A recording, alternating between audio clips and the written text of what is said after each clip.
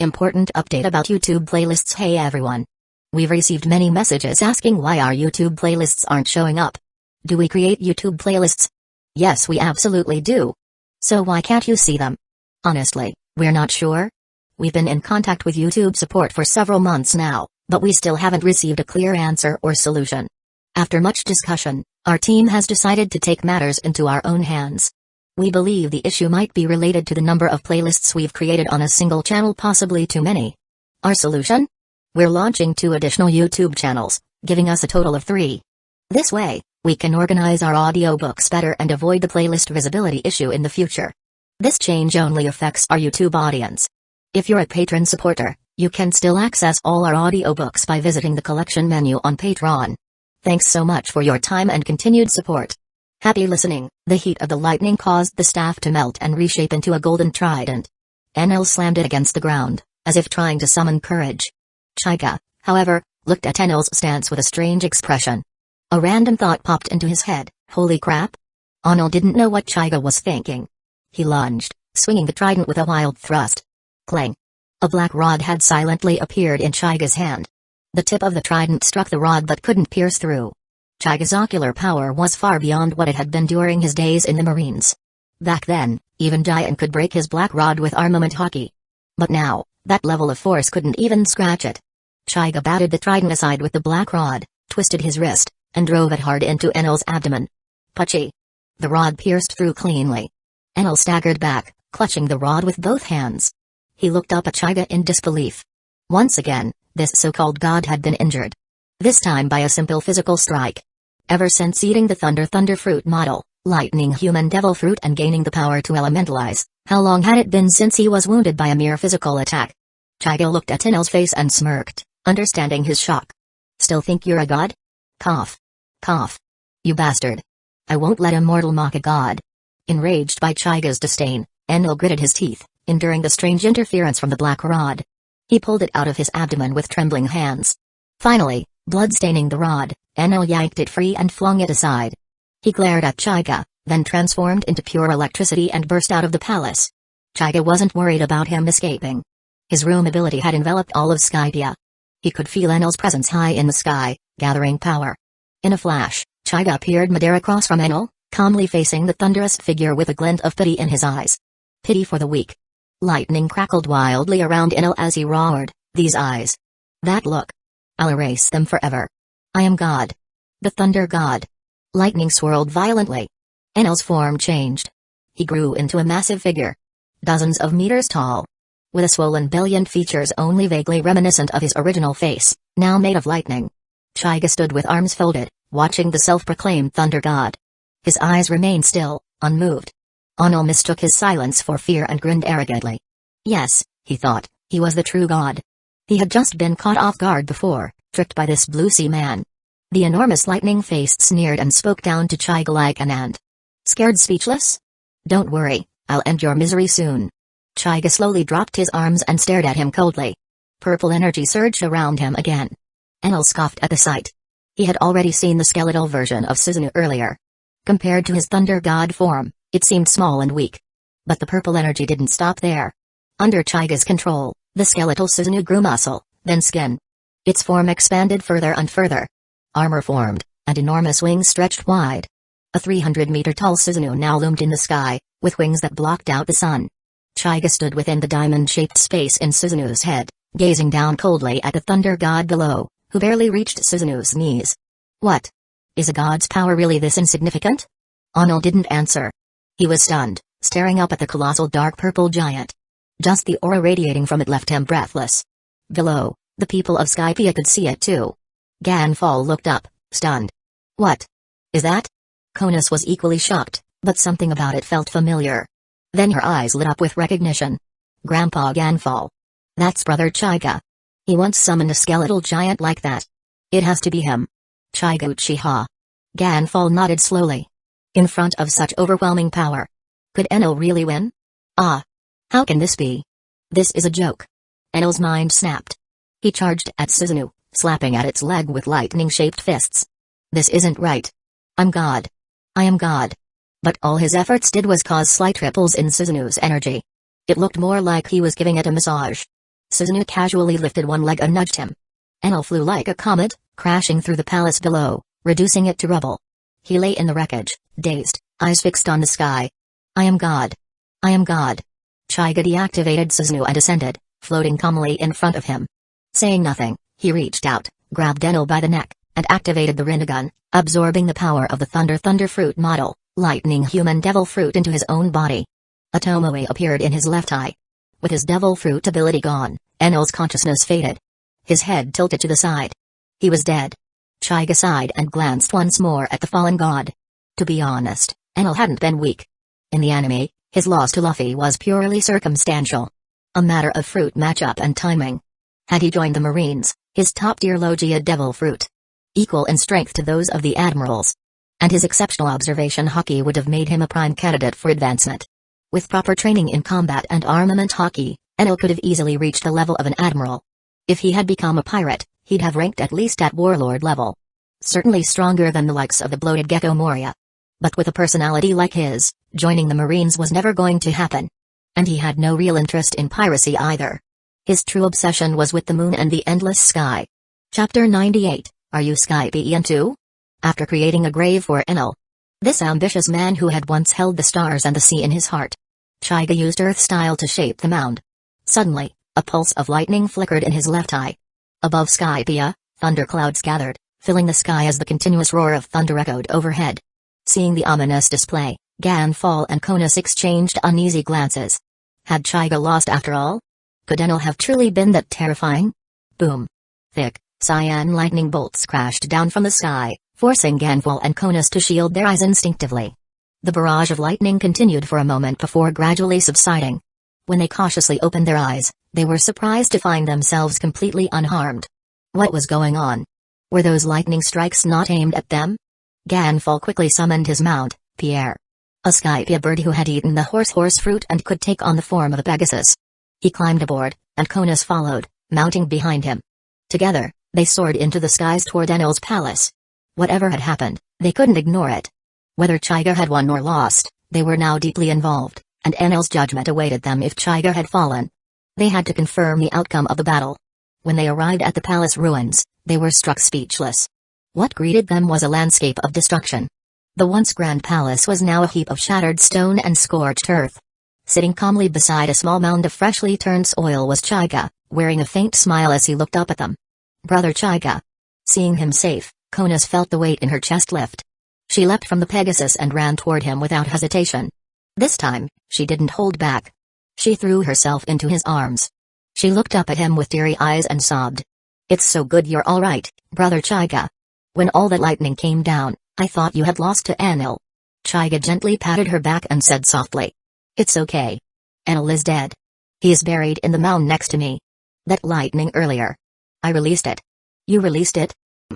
Hyuga's left eye flashed with brilliant light. A moment later, a bolt of lightning struck not far from where they stood, making Konas yelp in surprise. She stared at the crater left behind, then looked up at him in disbelief. Brother Hyuga. You can use electricity too? Hey. Enel wasn't the only one capable of that. There are a few creatures in the sea that can discharge electricity. Yeah, like Kaido, really? That's amazing. But I bet none of them are as strong as you, Brother Hyuga. Maybe. I wonder how I'd compare to Big Mom Zeus. Who's Big Mom? A pirate. Oh, right. I never told you. I'm a Marine. A Marine? I've heard a little about them. For justice, right? Hee hee. Hyuga watched her playful smile and shook his head with a helpless grin. He picked her up and set her aside, then stood and dusted himself off. But Konas wasn't done. She tugged on his sleeve and asked excitedly. Brother Hyuga, you're actually a Skypian too, right? Huh? A large question mark practically appeared above Hyuga's head. When did he ever become associated with Skypia? Seeing his stunned silence, Konas became even more certain of her conclusion. She tilted her chin proudly and declared. I saw that purple giant you summoned. It had huge wings. Way bigger than ours. You must be a Skypian too, just hiding your wings because your power is too strong, right? Idiot. Hyuga flicked her forehead, making her wince and hold her head with a pout. She stared at him with big, watery eyes, thinking he was upset she'd discovered his secret. Hyuga sighed and explained. I'm really not a Skypian. I'm from the Uchiha clan. That purple giant is the guardian deity of my clan, Not my true form. Ah. I see. Ganfall, who had been quietly observing their interaction, finally stepped forward. He approached Hyuga carefully and asked, Lord Hyuga, the lightning just now. Who was it aimed at? Oh. Some of Enel's remaining followers. I didn't want them causing any more trouble. I see.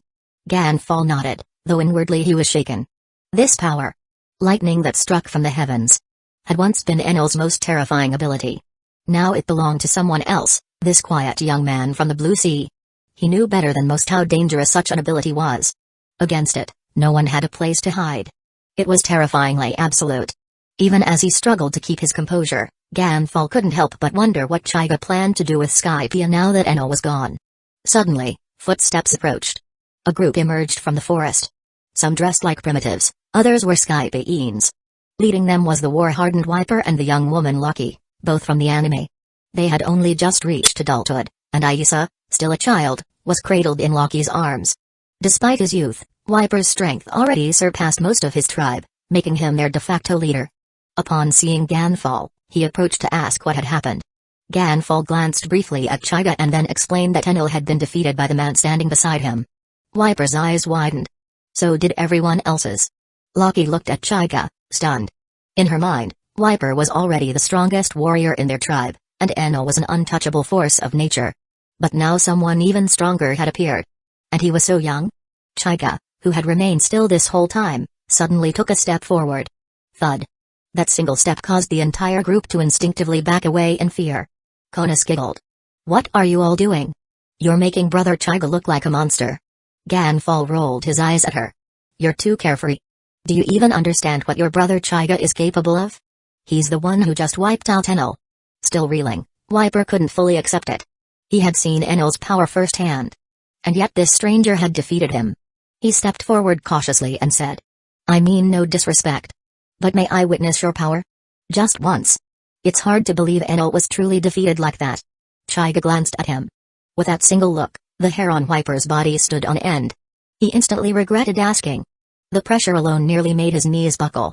But Hyuga didn't hold it against him. Viper had always been a headstrong warrior in the anime. He decided to satisfy the man's curiosity. Hyuga's left eye sparkled with light. In the next moment, a thick pillar of lightning crashed down from the sky, striking the ruins behind Viper. Boom. The already ruined stone was instantly reduced to scorched debris. Smoke curled into the air. Viper stood frozen in place, jaw slack, as the blast's heat washed over him. He got his answer. Chapter 99, Golden Bell. After Hyuga briefly demonstrated the power of lightning, no one dared to question his strength anymore. Even the usually unruly Viper stood silently to the side, glancing nervously at Hyuga, uncertain of what Skypiea's fate would be from now on. Conus noticed the concern too, but she wasn't overly worried. In her heart, even if Brother Hyuga became the next god of Skypiea, he'd still be far better than the tyrannical Enel. Besides, wasn't Brother Hyuga righteous marine? Hyuga swept his gaze across the crowd. Ganfall and the others instinctively lowered their heads, not daring to meet his eyes. Seeing this, Hyuga sighed inwardly. Was he really that terrifying? After a brief moment, a door opened in the air beside him. From it, Shiki floated out, hovering beside Hyuga, his dull Rinnegan eyes wide open. Everyone was startled by the sudden appearance of Shiki. Noticing that his eyes were the same as Hyuga's, they assumed this man must be one of Hyuga's clansmen. But what did Hyuga intend by summoning him? Conus eyed Shiki curiously, then turned to Hyuga. Brother Hyuga, who is this? His eyes are the same as yours. Is he your clansman? Hyuga didn't respond. Instead, Shiki opened his mouth and spoke in Hyuga's voice and tone. No, this is one of my avatars. When I'm not here, he is me. He'll stay behind and act as the new god of Skypiea. Conus tilted her head, only half understanding. Seeing this, Hyuga added, have you heard of a Den Mushi? Just think of him as one of those. I've read a little about them. So, Brother Hyuga, are you leaving? Can you take me with you? I want to join the Marines too. Huh? Hyuga stared at her, a little speechless. She reminded him of Nami. Curious, fiery. But she was still far too young. Joining the Marines wasn't an option right now. No, you're too young. Give it a few more years. If you still want to join by then, just tell this guy. Okay. Though disappointed, Conus didn't protest. She really was a sweet kid. Still, Hyuga could see the glimmer of sadness in her eyes. He stepped forward, gently took her small hand, and smiled. Alright, it won't be that long. Want to see something amazing in the meantime? Eh? Something amazing? What is it, Brother Chaiga? Have you heard of the Golden Bell?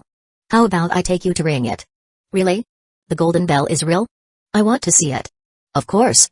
Let's go. As Chaiga prepared to leave with Konas, Wiper and Ganfall quickly stepped forward. At this point, they no longer cared who became the new god. What mattered was the long-standing conflict between the two tribes. God.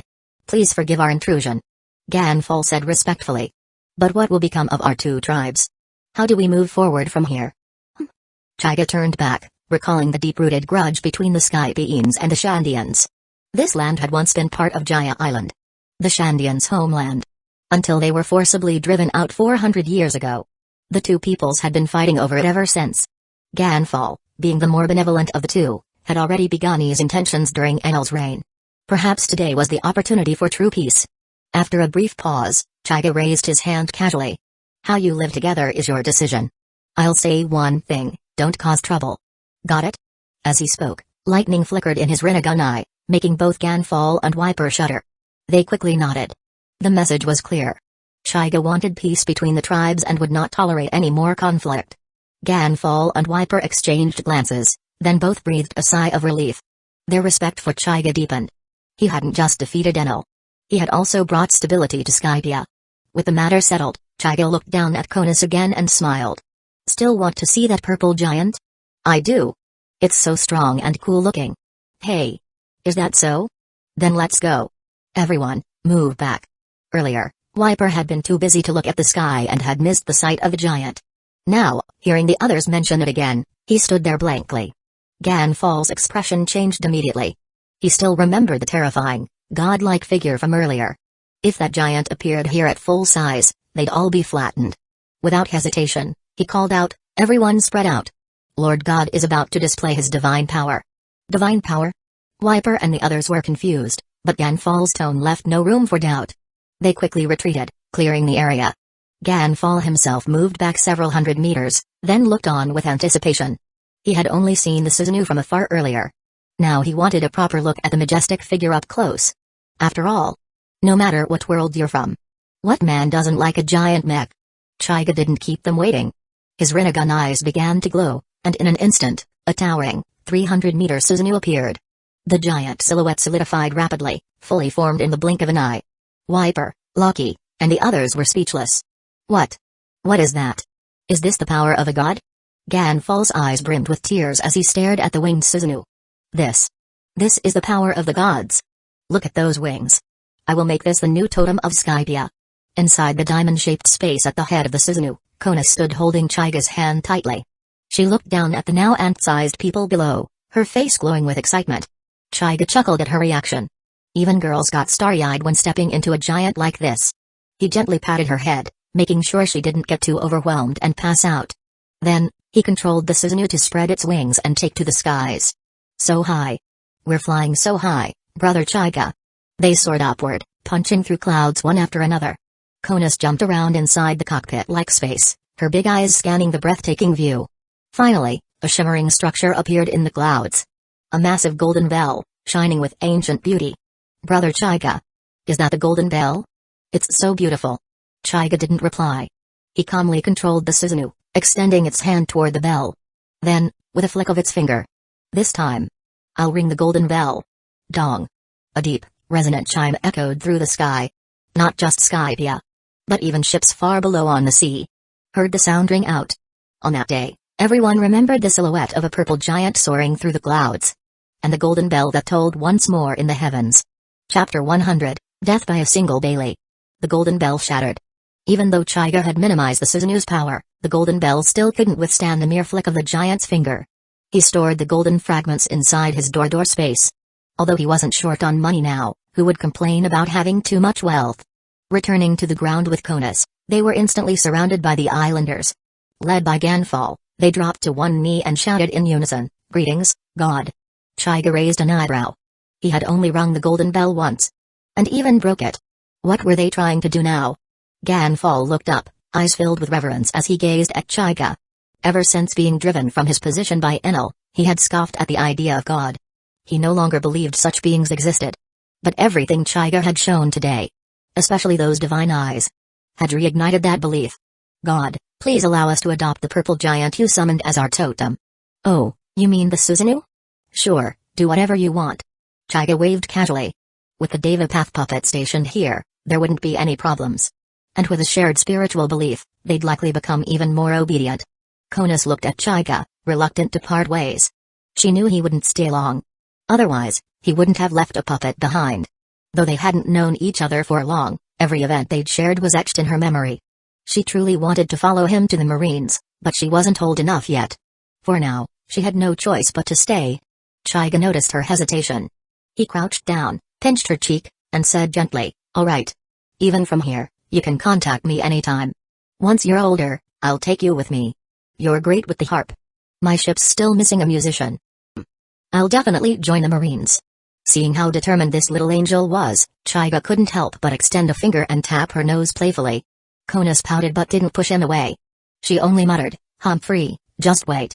I'll grow up fast." After spending a few more moments with her, Chaiga stood. The coat draped over his shoulders fluttered in the wind.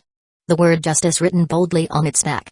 He scanned the crowd briefly, then gently patted Konas's head. Lightning flickered in his eyes. A low rumble echoed through the sky. And then, he vanished in a flash, leaving only crackling arcs of electricity behind. Not long after, Chaiga, transformed into a bolt of lightning, was already approaching the first half of the Grand Line. Thanks to his powerful physique and the Rinnegan spiritual amplification, Chaiga could maximize the speed of his rumble fruit. What's more, the electric stimulation enhanced his nervous system, making his reactions even sharper. For movement, it was more effective than teleporting with room, which required setup. Using the rumble fruit didn't need any preparation, letting him act freely and without hesitation. Chaiga didn't teleport straight back to Marine headquarters. Instead, he chose to travel slowly. He wanted to get used to his new Logia powers. The rumble fruit was the first Logia-type devil fruit he had absorbed. He had a soft spot for it. Back on Earth, lightning had always been one of the powers he dreamed of having. Closing his eyes, he released his observation haki, amplified by electricity. Across a massive radius, he could hear everything happening for thousands of kilometers. Even with that level of information pouring in, his mind remained calm. The electricity seemed to make his thoughts sharper, clearer. This advanced form of observation haki, called mantra on Skypia, had evolved in his hands. At this point, calling it a heavenly net wouldn't be an exaggeration. Still, hearing everything at once was chaos. Chaiga narrowed the range of his senses. It was better to have a little peace and quiet. But just before doing so, something interesting caught his attention. Far off at sea, dozens of nautical miles away, a pirate ship drifted along. The crew's name was the Black Bear Pirates, and they were headed toward the Grand Line. Unfortunately for them, they'd been caught in Chaiga's net. Their journey was about to end before it even began. Chaiga thought for a moment and pulled a one-berry coin from his pocket. Truthfully, the distance wasn't a problem for him. He could summon a thundercloud above the ship and obliterate them instantly. But there was a move he'd always wanted to try. Misaka Mikoto's railgun. How could he not use it now, with the power of lightning in his hands? Chaiga had once been a full-on Chayunabayo back on Earth. Grinning, Chaiga held the one-berry coin with his thumb, aimed in the ship's direction, and let arcs of electricity dance across his arm.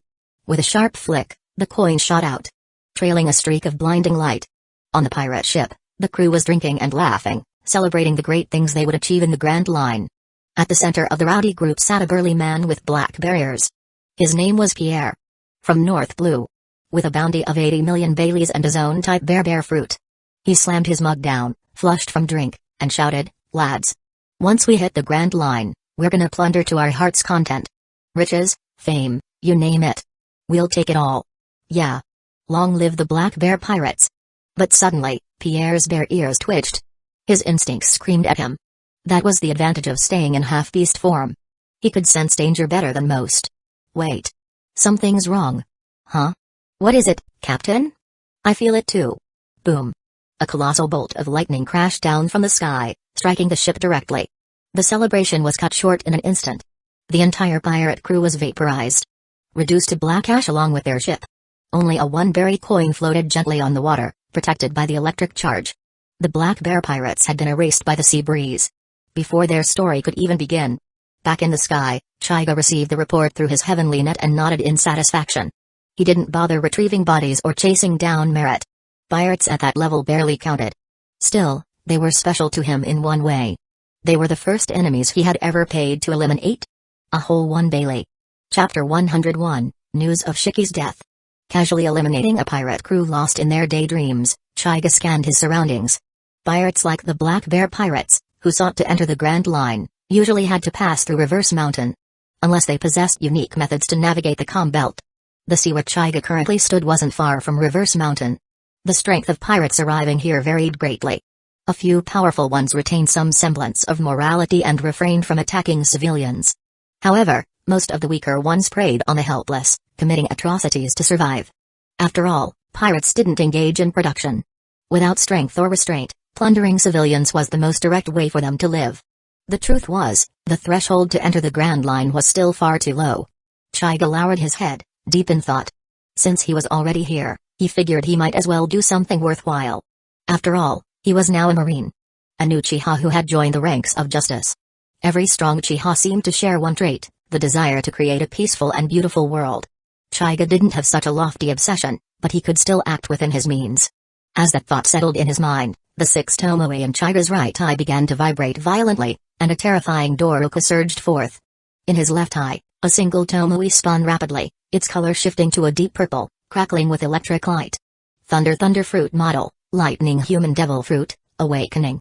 This was the power Hyuga gained when his left eye first awakened, the ability to forcefully catalyze the devil fruit he had absorbed, pushing it directly into its awakened state using his existing Doruku. And it wasn't just an ordinary awakening. Because it was catalyzed through the Rinnegan's Doruku, it bore a trace of Six Paths power. Imbued with Hyuga's own will. Paramsha, Zone, and Logia fruits all had different awakened forms. Logia awakenings, in particular, brought about devastating natural disasters and immense destructive power. The azure lightning that burst from Hyuga had now deepened into a rich, violent purple, and the sea around him trembled under its aura of annihilation. The patterns and tomoe in Hyuga's Rinnegan vanished, replaced by two radiant bolts of purple lightning crackling in his eyes. Over thousands of miles of sea, not a single ray of sunlight could penetrate the storm. The sky was swallowed by black clouds laced with arcs of purple lightning. 100-meter sea king breached the surface, curiously surveying the weather. Only for a bolt of purple lightning to crash down from above, instantly reducing it to ashes. This was no ordinary lightning. It had far surpassed anything Enel could produce. Without extraordinary defenses or a monstrous physique, anyone struck by it would be instantly incinerated. The sea within 1,000 nautical miles had transformed into a realm of purple lightning. This was a Logia awakening, complete environmental domination. And because the thunderclouds were infused with Hyuga's will, they only attacked pirates. Unless Hyuga altered them, marines and merchant ships would pass through safely. Soon after the storm formed, rumbling booms echoed across the sea. Likely from unfortunate pirate crews still sailing within range. Each crash of thunder marked another group erased from the world. As Hyuga gazed at the dark, roiling sky, the purple lightning in his eyes gradually dimmed, revealing the original Rinnegan beneath. Tiny arcs of electricity still flickered on the surface. This purple lightning domain was the perfect greeting for any pirate trying to enter the Grand Line. If they couldn't survive this, they had no business dreaming of the sea's most dangerous waters. Better to shatter those fantasies early. After one last glance, Hyuga smiled faintly. His body dissolved into lightning and vanished into the air. Marine headquarters, Manafort inside the conference room, Fleet Admiral Sengoku and a group of high-ranking officers sat around a large table. Nearly every top Marine was present. Tsuru stood behind Giant, and most vice admirals were accounted for. Among the three admirals, only Kizaru was missing. As for Kizaru, who usually found any excuse to slack off. He had recently been stuck helping Vegapunk with a new batch of experimental weapons and couldn't leave the lab. Okiji and Akainu sat across from one another, arms crossed, neither acknowledging the other. Akainu's hat brim shadowed his eyes, making his expression unreadable. Okiji looked like he was asleep. The room was quiet until Garp barged in, carrying a massive bag of senpai. To him, Sengoku's meetings were long-winded and unbearable without snacks. Sengoku's forehead twitched. Garp was the last to arrive. Again. Did he think everyone else was here just to wait for him? Suppressing his frustration, Sengoku reminded himself this meeting was for good news. He wouldn't let someone like Garp ruin the mood. He cleared his throat and called the meeting to order. All eyes turned to him as he pulled out a newspaper and tossed it onto the table. The front page was dominated by bold, black headlines and a single striking photo. Vice Admiral Hyuga creates another miracle. Golden Lion defeated on the spot. Beneath the headline was a photo of Hyuga gripping Golden Lion's neck. His expression was calm and detached, while Golden Lion's head hung at an unnatural angle. Clearly broken. The media in the pirate world was nothing short of miraculous. Last time, they'd somehow captured a photo of Hyuga with Silver's Relay. Their reach was terrifying. Upon seeing the photo and headline, the room fell silent. Eyes widened. Hyuga. Again? And this time, he'd taken down Golden Lion? Tsuru, Garp, Giant, and others who had witnessed the Sea Swallow Island incident remained composed. They had already seen Hyuga's power. While defeating a weakened Golden Lion was still shocking. Still, it was no small feat. Golden Lion was a legendary pirate from the same era as Roger. For someone like him to fall to Hyuga was astounding, no matter the condition he was in. Giant rested her hand on the hilt of Konpira. She needed to grow stronger. She didn't want to become a burden in Hyuga's future battles. Sengoku surveyed the room and nodded inwardly. This was the reaction he'd hoped for. Killing Golden Lion was a monumental achievement. Short of slaying one of the 4 emperors, few deeds could rival its impact. The timing was right. The next phase of his plan could begin.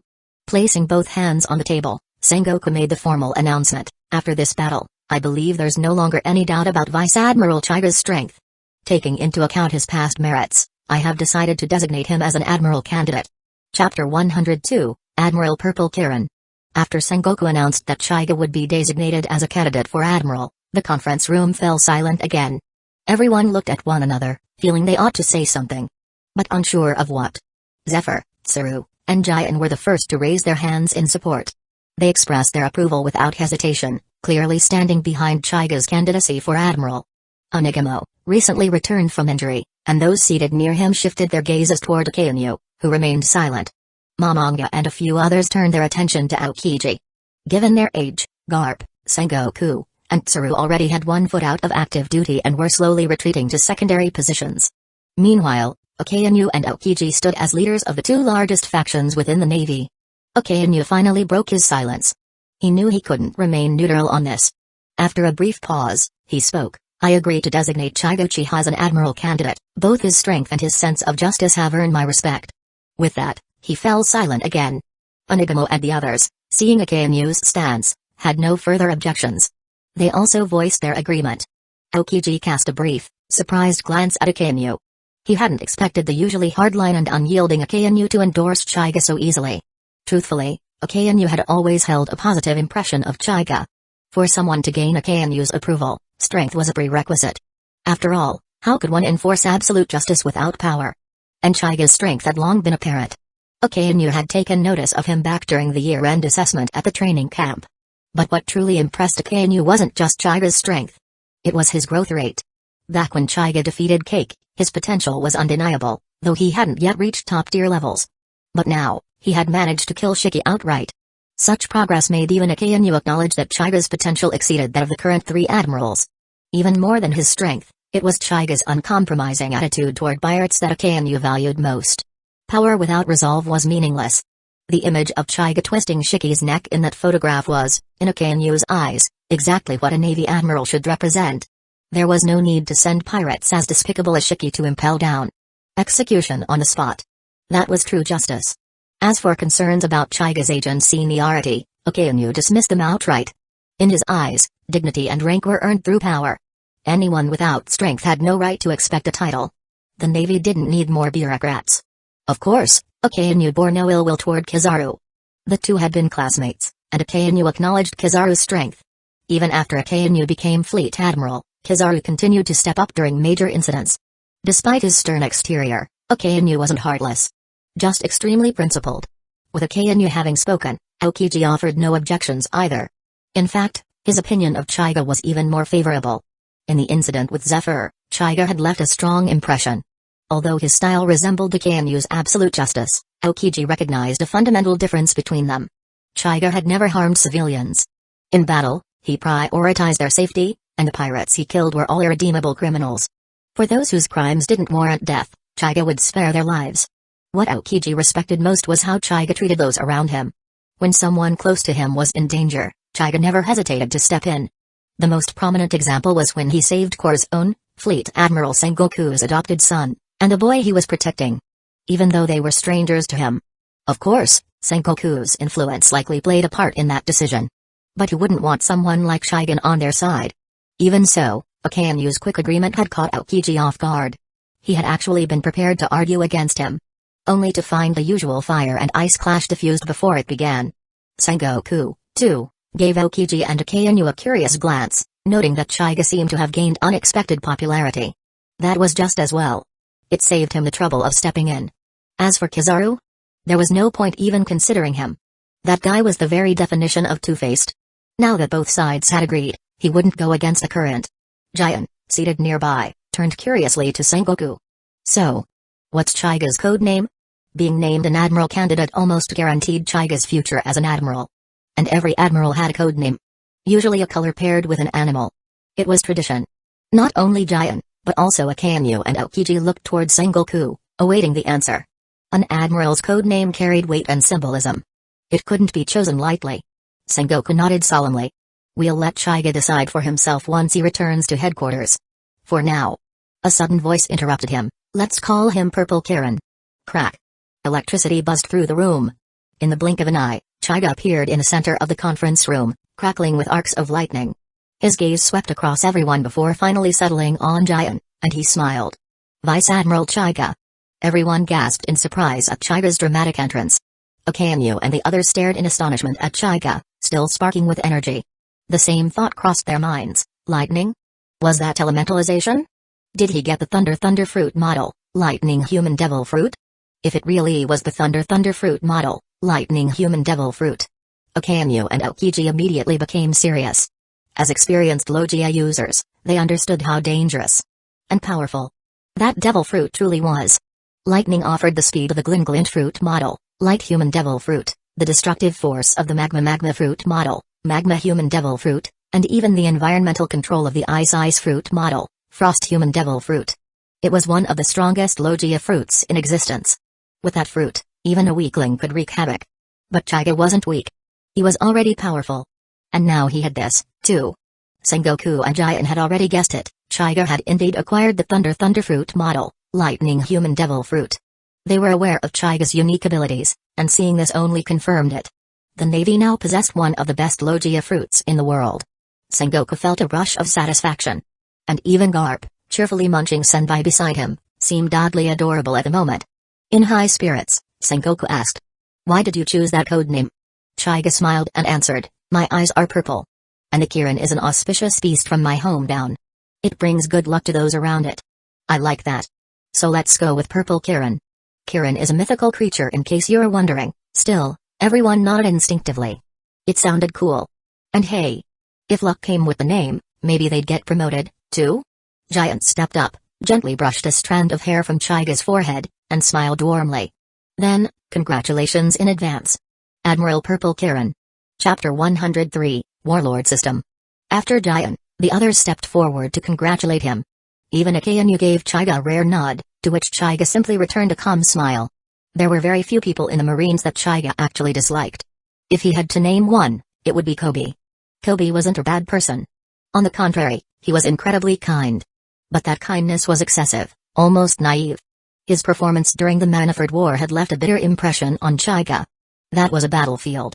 Freezing up at the start was understandable, but yelling like that in front of Akanyu at the end? Did the Marines who gave their lives in that war mean nothing? That shout had felt like a slap to their sacrifice. It wasn't that Kobe didn't belong in the Marines. But in a war-torn sea like this, he was out of place. Maybe, in a peaceful time, he could grow into a decent local commander. Sengoku observed the interaction between Chaiga and the others with deep satisfaction. He saw a bright future in this new generation. If the Marines could truly unite, they'd have no reason to fear even the most fearsome pirate crews. After all, the Marines were the strongest organized force on the sea. With the world government's approval, Chaiga's appointment as an admiral candidate was now set in stone. But Sengoku couldn't help but frown as his thoughts turned to the world government. He still didn't fully understand why the five elders were so optimistic about Chaiga. Their attitude had changed dramatically after Chaiga's time in Sabiti. What had he done there? Now, they'd even requested that Chaiga be summoned to Mary Joai's for a personal meeting once this matter was over. Was that a good sign? Or a dangerous one? Vice Admiral Tsuru, standing beside Sengoku, noticed his expression and asked quietly, "What's the matter, Sengoku? Is the world government being difficult again?" Sengoku shook his head. "No, on the contrary. They're extremely supportive of this. That's what worries me. Maybe I'm just overthinking it. Since he dismissed it, Saru didn't press further. Her gaze shifted to Hyuga, her eyes filled with admiration. This young man had brought her one miracle after another. She recalled the incident with the op-op fruit, where Onigamo had been utterly humiliated. Her eyes briefly flicked to Onigamo, who stiffened under the weight of her gaze. He had no idea what he'd done to deserve it. But he felt like he was sitting on pins and needles. Sengoku cleared his mind and, once everyone had returned to their seats, continued, now that Hyuga has been officially confirmed as an admiral candidate, there's one more matter. Don Quixote da Flamengo has somehow seized control of Dressrosa and reached an agreement with the world government to become a warlord of the sea. All 7 warlords have now been confirmed, and they'll be summoned to Marine headquarters for a formal meeting in the coming days. A wave of disdain passed through the room.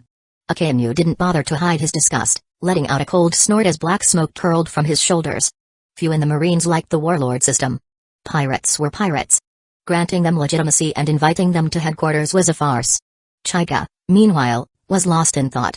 So Doflamingo had managed to cling to power this way? Was he that shaken by their last encounter? Already afraid of what would happen next time they met? Sengoku shared the general dislike for the warlords, but as fleet admiral, his hands were tied. The system was pushed through by the world government. And truthfully, the warlords did relieve some of the pressure on the Marines. Still, these weren't people to be taken lightly. Especially Dracul Mihawk, who acted independently and was notoriously difficult to control. With all 7 warlords gathering at headquarters, tight security would be essential. Sengoku's eyes rested on Hyuga again. The young man noticed and understood. He was being asked to step up once more. Fine. Let the warlords get a taste of what the future admiral of the Marines was like. Before Sengoku could even speak, Hyuga stood up and said, these pirates aren't exactly known for good manners. There's no telling what trouble they'll stir up when they arrive. I'll greet them. Make sure they behave. As he spoke, a faint purple lightning flickered in his eyes, sending a chill down everyone's spine. Akainu gave a rare nod of approval. This was the attitude a Marine should have. This was how justice should be upheld. Sengoku's face lit up with satisfaction. Yes. This is the one I chose. No regrets. With all major topics covered, Sengoku wrapped up the meeting. As Garp yawned loudly from the back of the room, Sengoku officially declared it adjourned. As the officers filed out, something unusual happened. Akainu paused as he passed Hyuga, leaned in, and muttered, you're very good. Hyuga met his gaze and replied in the way he knew would resonate best with Akainu, for justice. Akainu's body tensed at those words. He gave Hyuga one last look. Deep, thoughtful. Then turned and left. After the room cleared, Jian appeared at Hyuga's side and linked arms with him. Ignoring his helpless glance towards Sengoku, she dragged him off for a hearty meal. Fuusha Village, at the bar Makino held up the latest newspaper, reading aloud to Ace and Luffy, who sat at the counter. Ace listened carefully while Luffy chomped happily on a grilled skewer, seemingly unaware of what was being said. When she finished, Makino clutched her chest in excitement. As expected of Mr. Hyuga. He said he was going to catch an old guy that day. I never imagined it was Golden Lion Shiki. He's a legendary pirate. Even Mr. Garp mentioned him before. Ace's eyes widened, admiration welling up. He couldn't help but feel inspired. When would he reach the point where he could casually take down enemies like that? He had to train harder. He needed to set sail soon, like Hyuga advised, and find Luffy's father. That man must hold the key to becoming stronger. Luffy, still chewing on meat, mumbled through a full mouth. So good. Hyuga? That name sounds familiar. Oh. The swirly-eyed big bro? At an underground trading port. Don Quixote da Flamengo sat in silence, a newspaper clenched in his gloved hand. His face was expressionless.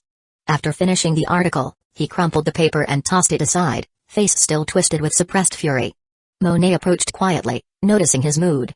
What's wrong, young master? Does this Marine named Hyuga have some history with you?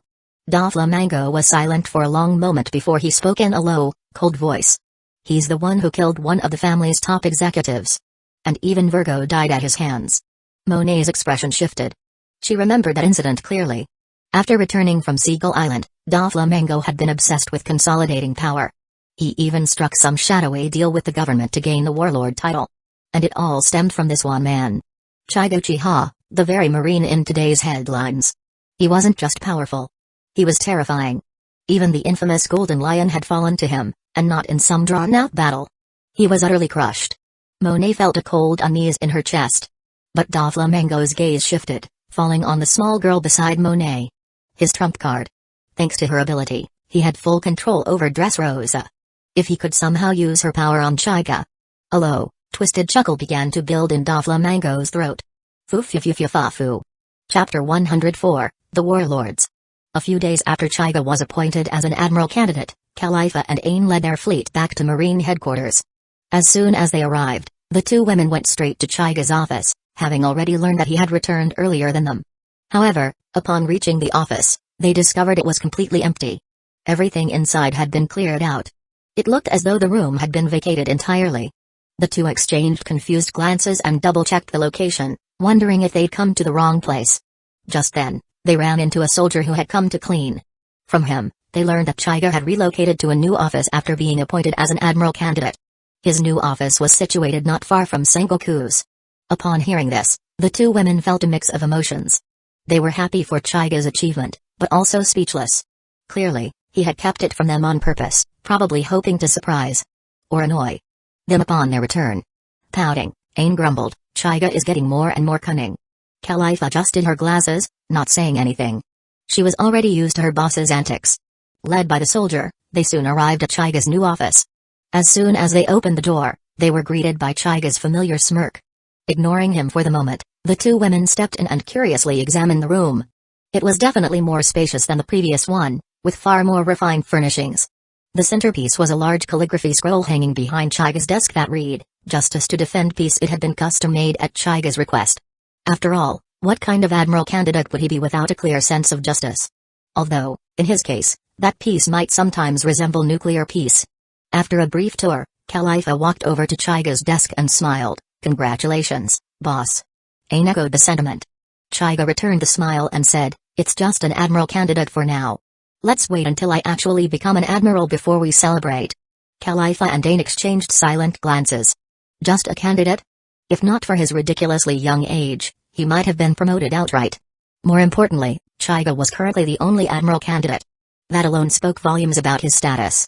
Despite the bravado, the two women couldn't help but feel emotional looking at his youthful face. He truly was a prodigy. Stretching with a lazy yawn, Hyuga added, "The 7 warlords will be arriving at headquarters in the next few days for their first meeting. You two can tag along. Some of them look pretty weird. You might as well treat it like a trip to the zoo." Ain, uninterested in appearances, perked up at the mention of strength.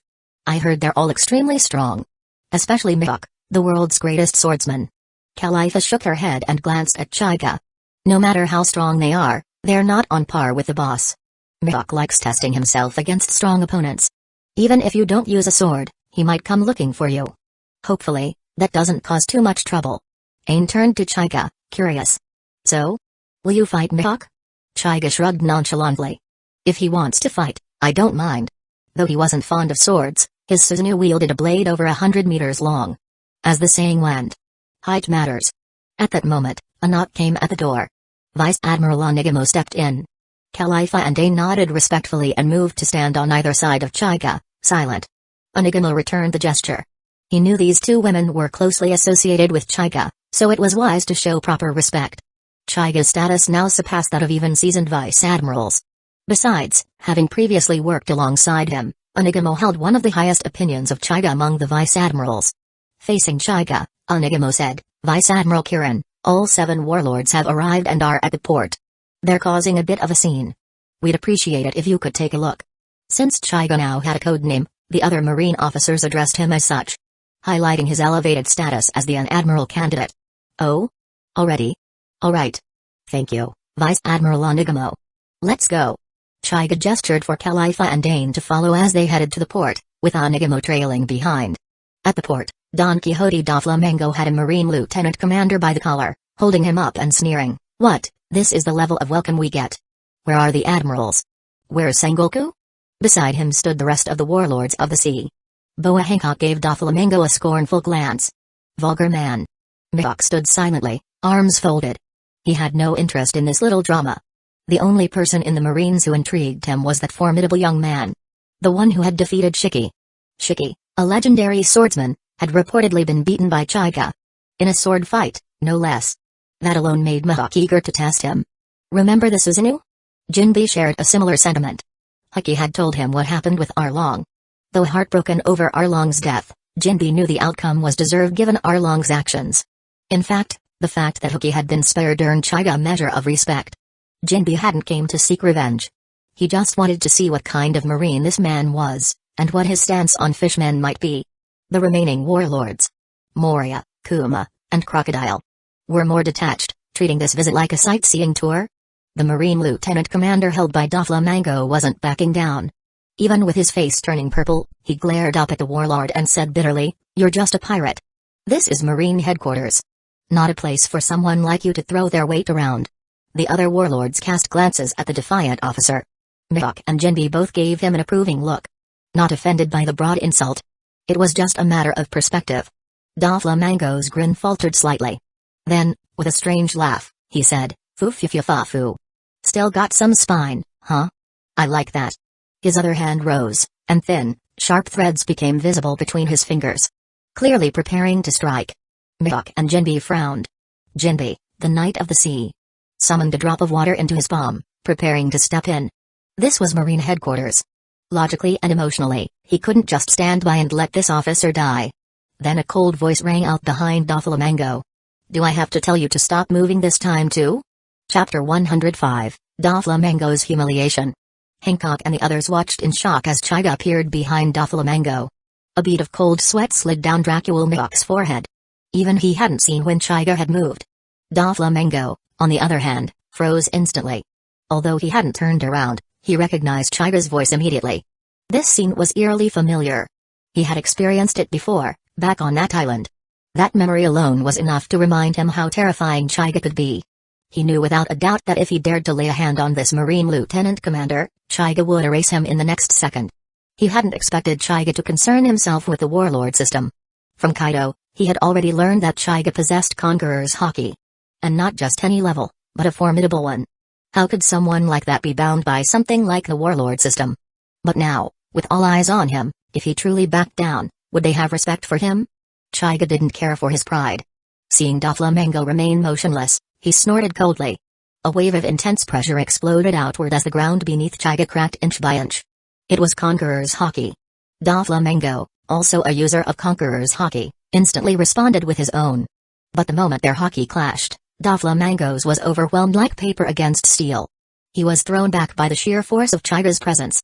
With a muffled groan, Doflamingo felt the backlash of Conqueror's Haki for the first time. He released the Marine Lieutenant Commander he was gripping, his knees buckling beneath him as he slammed to the ground, sinking into the earth. Under Chaiga's control, the Marine Lieutenant Commander remained mostly unaffected.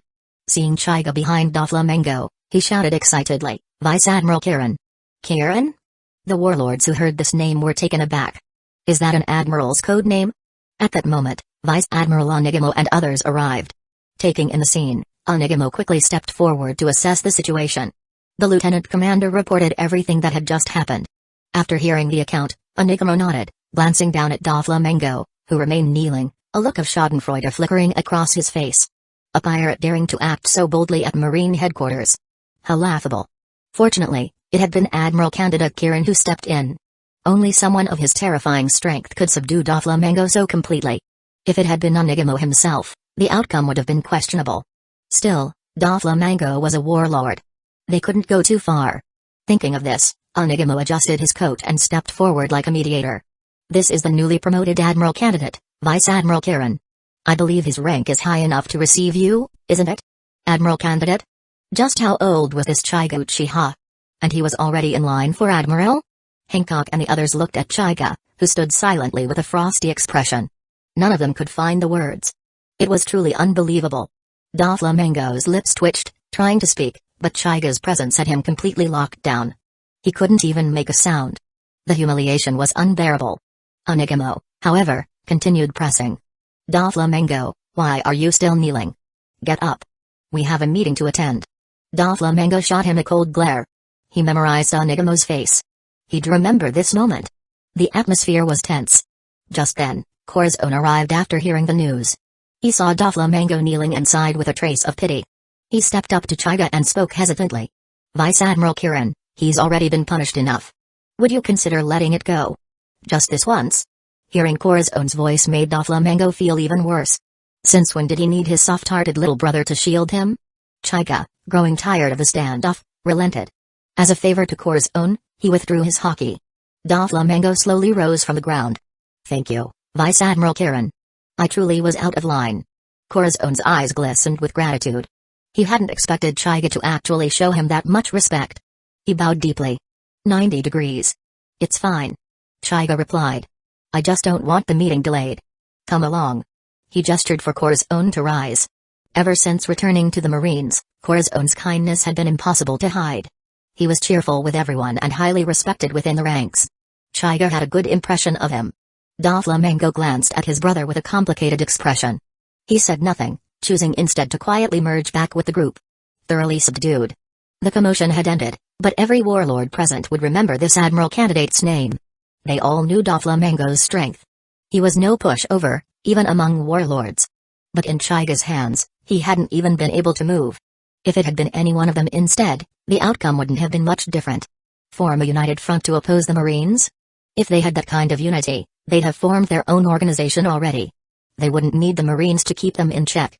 Even the proud Boa Hancock looked at Hyuga's profile with a hint of wariness in her eyes. What a terrifying man, she thought. Jinbe quickly abandoned any thought of confronting Hyuga about the hour-long incident. Now was not the time. Crocodile clenched his fists. The Marines were growing too strong. He had to accelerate his plans. Moriah stood still, not even daring to move. Kuma remained silent as always. Mihawk narrowed his eyes, analyzing Hyuga. Only someone like this is worth my time. Coming to Marine headquarters had indeed been worthwhile. Hyuga didn't care what any of them thought. Seeing that the group had quieted down, he waved a hand. Let me say this one more time. This is Marine headquarters. I don't want to see another incident like this. If anyone refuses to listen. As he spoke, bolts of brilliant purple lightning danced around his body, and an aura of destruction swept across the harbor. Everyone's pupil shrank. Purple lightning? Was that the origin of Kirin in his code name? This power was overwhelming. Of course, they were mistaken. Kirin came from Hyuga's Rinnegan, not the lightning. In the crowd, Crocodile began trembling slightly. He stared at Hyuga. That's right. That had to be the power of the Thunder Fruit model, Lightning Human Devil Fruit, the legendary Lightning Logia. As a fellow Logia user, he was sure of it. And that level of mastery. Hyuga had clearly taken the fruit to its upper limits. He had transcended the realm of ordinary Logia users. That devastating aura and overwhelming might. Was this guy a monster? Chapter 106, Boa Hancock. The purpose of deterrence had been achieved, and Hyuga didn't want to waste any more time with these people. He called out to Khalifa and Ain, then walked toward the main hall of the headquarters. The people behind him exchanged glances, and finally, Mihawk was the first to follow. The others didn't linger and followed suit, leaving the port. Upon reaching the conference hall, Hyuga sat directly at the head of the table, one leg crossed over the other, waiting for the 7 warlords to take their seats. Khalifa and Ain stood on either side of him. Normally, Hyuga didn't mind this setup. Having them stand while he sat. But today it felt off. It made him slightly uncomfortable. So, Hyuga simply had them sit on the same chair as him. The seat at the head was wide enough for 3 people anyway. Khalifa and Ain looked a bit embarrassed, but under Hyuga's firm insistence, they reluctantly sat beside him. When the 7 warlords entered and saw Hyuga, the corners of their mouths twitched unconsciously. Doflamingo, however, found it quite normal. He often liked to lounge in strange ways himself. As for Onigamo, he acted like he hadn't seen anything. After all, what Marine admiral didn't have a few eccentric habits? Once everyone was seated, Hyuga lightly tapped the table with his finger. The people below sat quietly, waiting. No one dared speak first if Hyuga hadn't spoken. After a while, Hyuga's low voice rang out, "From the day you joined the 7 warlords, you should have understood your responsibilities. The status of a legally recognized pirate doesn't come without obligations, right?" The warlords nodded silently, but a hint of disapproval still flickered on some of their faces. Of course, they understood what Hyuga was saying. But understanding and compliance were 2 different things. Even during the later Manaford War, when they were truly needed, most of them only pretended to fight and didn't give their all. Hyuga scanned their faces and understood what they were thinking. To them, the warlord title was mostly symbolic. They did whatever they pleased regardless of the agreement. Aside from honorable exceptions like Jinbe and Mihawk, some even used their title to carry out greater crimes. Some practically ruled over nations. Hyuga was certainly planning to abolish the 7 warlord system, but the timing wasn't right yet. Until then, the system had to remain in place. That didn't mean they could live comfortably in the meantime. Hyuga intended to give them a clear warning. They had to earn the benefits they received. Thinking of this, Hyuga spoke again. Starting this month, each of you must take down at least 4 pirate crews per month. Among them, one must include a pirate captain with a bounty of no less than 80 million baileys. Fail, and you will voluntarily withdraw from the 7 warlords. Don't underestimate 80 million baileys. This wasn't the era when bounties routinely exceeded 100 million. It's worth remembering that Crocodile's bounty had only been 81 million before joining the warlords, even though that figure severely understated his actual strength. In short, pirates with bounties exceeding 80 million baileys were still considered a major threat. When they heard Hyuga's demand, the 7 warlords frowned. This requirement hadn't been part of the original agreement. While hunting pirate crews was relatively easy, it would inevitably stir up more conflicts with other pirates. It would also tie them more tightly to the Marines, and the moment they lost their warlord title, they become prime targets for retaliation. Yet, remembering what had happened to Doflamingo, no one dared speak up first. The atmosphere became suffocatingly tense. A cold bead of sweat rolled down Onigamo's forehead. Fleet Admiral Sengoku had said nothing about this requirement. Hyuga was deliberately poking at a hornet's nest. But Hyuga sat there calmly, as though he weren't the one who just dropped that bomb. Seeing the lack of response, Hyuga grew impatient. He said coldly, "All right. I've made my stance clear. Who agrees? Who objects?" This time, Moria couldn't hold it in. He preferred to stay in his gloomy lair working on zombies and hated leaving it. He finally spoke, he. Vice Admiral Kirin, this doesn't seem to match the original agreement, does it? We. Buzz. A powerful gravitational force yanked Moria from his seat toward Hyuga. Then, in a flash, a repulsive force slammed him into the wall. The entire sequence happened so fast that, aside from Mihawk, no one even had time to react before Moria was embedded in the wall. Doflamingo's face turned pale. No one present was more familiar with the technique than him. Back on that island, he'd been completely defeated by that move. Seeing it again made his body tense up instinctively. Doflamingo, always well-informed, already knew that this ability stemmed from Hyuga's eyes. His Rinnegan? He couldn't help but glance at Hyuga's eyes, only for Hyuga to meet his gaze. Hyuga gave him a cold, indifferent look. In that instant, Doflamingo felt like he'd been struck by lightning. He immediately lowered his head and dared not speak further. At this moment, Moria crawled out from the rubble, trembling. He stared at Hyuga, completely unable to understand what just happened. He hadn't been able to resist at all.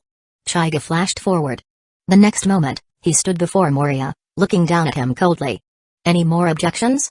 Moria shivered violently and shook his enormous head. He had no more objections. Moria had backed down. But Hancock could no longer stay silent. From the moment she'd arrived, she'd felt suffocated by Hyuga's presence. Though his strength was undeniable, someone as proud as her couldn't tolerate being constantly pressured by a man. She suddenly stood up and snapped, "Did you call us here just to make such unreasonable demands?" Without turning, Hyuga calmly replied, "Obviously. What else? You bastard." Perfume femur. Unable to take it anymore, Hancock leaped into the air and launched a powerful kick straight at Hyuga's back. Crack. Her ankle was caught midair by Hyuga's hand. Her expression changed instantly. "You. How? How could you? Why isn't my hand turning to stone? That's what you want to ask, right?" Hyuga slowly turned to face her, his gaze emotionless. Hancock's position was rather awkward. Her leg extended in midair, caught by Hyuga, exposing more than she intended. Fortunately, her long slit dress covered most of it.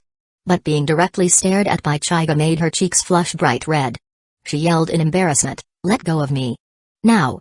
Hyuga didn't want to stay locked in that position either. Khalifa and Ain, standing behind him, were already starting to give him odd looks. He released her ankle. Hancock swiftly retracted her leg and retreated a few steps, her face filled with anger and humiliation. She glared at Hyuga, who remained composed. His lips moved silently. Hancock's face turned even redder when she realized what he'd mouthed, "You were wearing something after all." Chapter 107, I'm not your typical Marine. Hancock was completely enraged by Hyuga's actions. She placed her hands on her chest, forming a heart shape and aiming it directly at him. Marrow mellow. Heart-shaped ripples spread from her hands, radiating outward in waves that passed through Hyuga. Hancock watched confidently, certain the technique had worked. In her mind, someone bold enough to say what Hyuga had just said couldn't possibly be without lust. As long as he was attracted to her beauty, he should have been petrified instantly. She had absolute confidence in the power of her love fruit model, love human devil fruit. But even as the pink ripples continued to wash over Hyuga, his body remained completely unchanged. Hancock's eyes widened in disbelief. Determined, she increased the output of her power, filling the air with even more shimmering heart-shaped waves. Yet no matter how much power she poured into the attack, the only visible result was a faint pink aura lingering around Hyuga's body. Eventually, she stopped. Even with all her pride, Hancock had to accept reality. Her ability had absolutely no effect on him. Not even her perfume femur, which could petrify non-living objects, had affected him earlier. There was no point in trying any other attacks. The onlookers behind them were stunned. Especially Khalifa and Ain, who had a good understanding of Hancock's abilities. They knew how devastating the Love Fruit model, Love Human Devil Fruit was. Especially against men. There was no way Hyuga had no feelings at all for Hancock. They were certain of that. Her beauty and figure were both world-class. It was hard to believe any man could be completely unaffected. So why had her power failed? Dracul Mihawk observed the situation with a serious expression. His sharp eyes noticed the black patterns along Hyuga's neck and the back of his hand. Although the form differed from traditional armament hockey, Mihawk, who himself possessed advanced hockey, could tell what it was. That form was undoubtedly armament hockey, cultivated to a level even beyond the norm. Possibly linked to Hyuga's own devil fruit abilities. Realizing this, Mihawk's heart sank. Conqueror's hockey. Armament hockey. A devil fruit ability. And swordsmanship that hasn't even been revealed yet. Did this man have any weaknesses? Hyuga looked at the stunned Hancock and finally spoke. Have you finished your little show? His calm voice made Hancock's body tremble. She knew she wasn't his match, yet still asked stubbornly, I admit your strength is far greater than mine, but can you tell me why the Love Fruit model, Love Human Devil Fruit doesn't work on you? Hyuga tugged slightly at his collar, revealing two black lines running vertically along his throat. Don't you know? When armament hockey reaches a certain level, it can render some devil fruit powers completely ineffective. Hancock's pupils contracted sharply.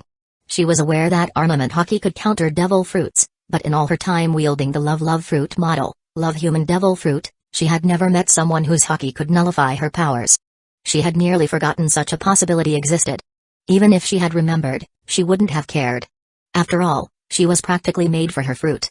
How powerful would hockey need to be to override her charm? But today proved it was possible. And worst of all, she could tell that armament hockey was only one part of Hyuga's strength. Hancock stared at him, bewildered. Why?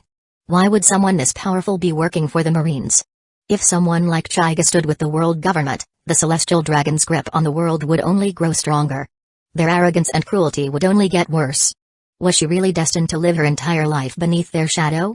Her heart sank. Hancock stood there, face pale and expression hollow. Seeing her in this state, Hyuga temporarily set aside the idea of punishing her further. Still, a warning was necessary.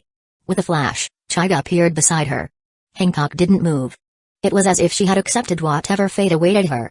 Hyuga glanced at her and said in a low, steady voice, You've caused enough of a scene. Be smart. You wouldn't want your secret getting out. Would you? What?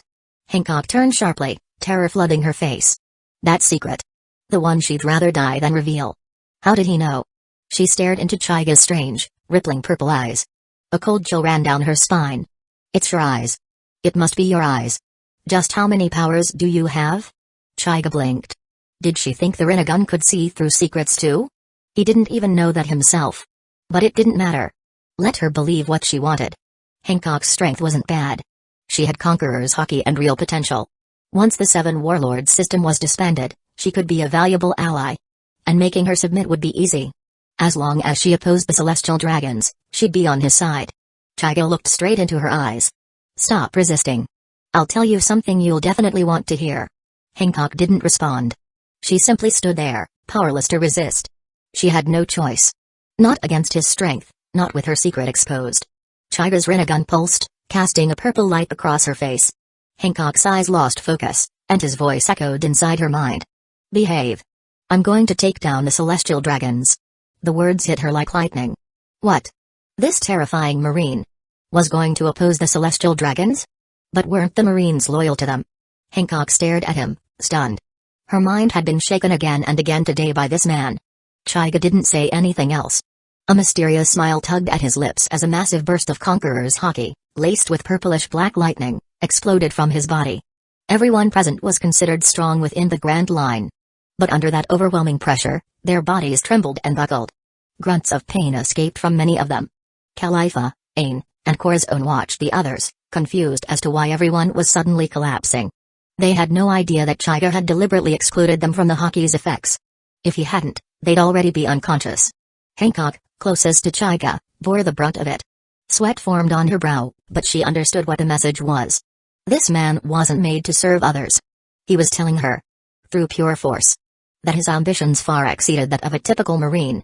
As she thought about his strength and young age, Hancock's face flushed slightly. I hope he succeeds. Chapter 108, Fishmans and Mermaids. Everything that needed to be said had been said.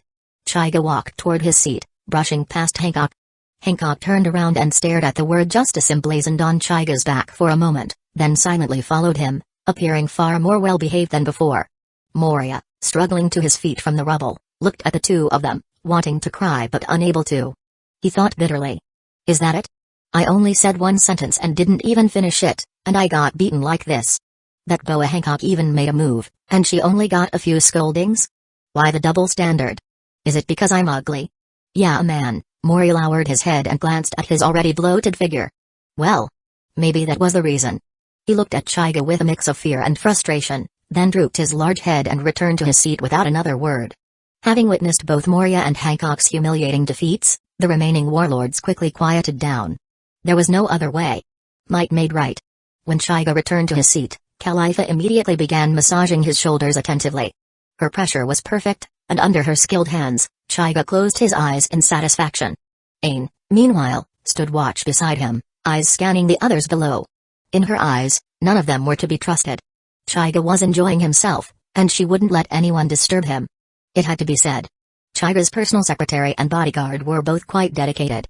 Hancock saw the two women flanking Hyuga and felt a strange discomfort stir in her chest. She glanced at them briefly, then quickly lowered her head and stared at the table, as if trying to shut them out of sight and out of mind. Hyuga looked at Hancock again and said coldly, I didn't like your behavior earlier. As punishment, the number of pirate crews you're assigned to eliminate this month will be doubled. Hancock trembled. She didn't mind the punishment itself all that much, but hearing the words didn't like somehow stung deeply. Still, she nodded silently, accepting the punishment. Moria also nodded along in agreement. In his view, anything was better than getting beaten again. He was a true shut-in at heart. Hyuga swept his gaze across the room. Seeing that no one else had anything to say, he waved his hand. All right. If there's nothing else, then you're dismissed. Headquarters has been running low on supplies lately, so don't expect us to entertain you. As he spoke, Khalifa somehow produced an orange, peeled it skillfully, and held a segment up to Hyuga's mouth. Sweat dripped down the foreheads of Unigamo and Corazon. Vice Admiral Kirin's intentions couldn't be clearer. He clearly didn't welcome this bunch. The warlords were already used to Hyuga's blunt attitude, so no one reacted visibly. Crocodile, Moria, Doflamingo, and Klima slowly stood up, preparing to leave. If they stayed here any longer, they feared Vice Admiral Kirin might suddenly explode and trap them all here. Wouldn't that just be a suicide mission? Hancock remained seated obediently, as if she hadn't heard a thing. Mohawk unfolded his arms and was just about to speak when Jinbi suddenly stepped forward. Vice Admiral Kirin, there's something I'd like to discuss with you. Mohawk paused and stayed silent for now. Hyuga looked at the serious-faced, blue-skinned man and said flatly, you want to talk about that fishman Arlong, don't you? He's already dead. What, are you here to demand justice? As he spoke, a terrifying aura erupted and enveloped Jinbi. A layer of cold sweat formed on Jinbi's forehead as he quickly raised both hands and said, no. You misunderstand. Arlong got what he deserved. Honestly, it was merciful of you to spare Hiki. Hyuga nodded slightly. You're quite reasonable. Then what do you want to say?